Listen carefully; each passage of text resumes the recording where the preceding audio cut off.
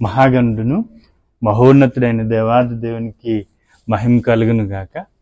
మన రక్షకుడైన యేసుక్రీస్తు శుభప్రదనామములో యెరూషలేములోని పేతురును బంధించినటువంటి ఆ జైలు దగ్గరకు వెళ్ళటానికి ప్రభు ఇచ్చిన కృపను బట్టి ప్రభుని ఎంతగానో స్తుతిస్తా ఉన్నాను.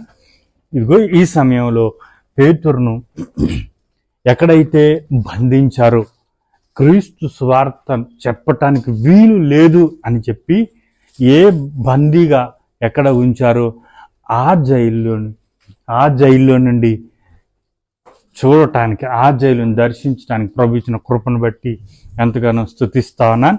ఇదిగో మీరు చూసినట్లయితే గ్రీక్లో రాశారనమాట. అంటే మనకు చదవటం మనకు తెలియదు కనుక ఆ గ్రీక్లో రాయబడినటువంటి జైలుగా పేతురును పెట్టినటువంటి జైలుగా ఉన్నది. ఇది ప్రస్తుతం క్లోజ్డ్గా ఉన్నది, మనం లోపలికి వెళ్ళే అవకాశం మనకు లేదు.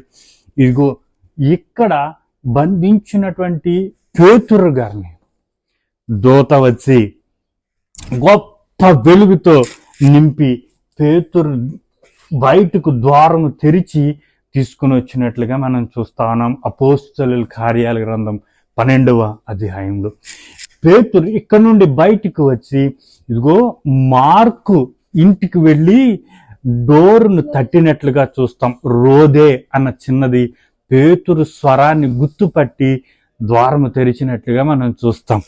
పేతురు పెట్టబడినటువంటి, బంధింపబడినటువంటి జైలు, దూత విడిపించినటువంటి ప్రాంతం ఇదే జైలు. అయితే ఇక్కడ శ్రేష్టమైన మాట నేను చెప్పడానికి ఇష్టం పడతానని ఏంటి అంటే, సంఘము అత్యాసక్తితో ప్రార్థించుచుండెను. ఎవరి కోసం?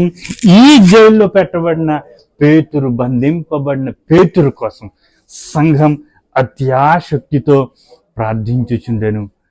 పేతురు బంధించినటువంటి ఈ జైలు యొద్ద నుండి మీ అందరికీ నా శుభాలు తెలియపరుస్తూ, ఇదిగో మమ్మల్ని నడిపించినటువంటి క్రిస్టోఫర్ గారికి, సహోదరులు జేమ్స్ గారికి, సహోదరులందరితో కలిసి అపోస్తలుడైన పేతురు బంధించినటువంటి జైల్లో నుంచి నా శుభాలు తెలియపరుస్తాను. దేవుడు మిమ్మల్ని దీవించును గాక.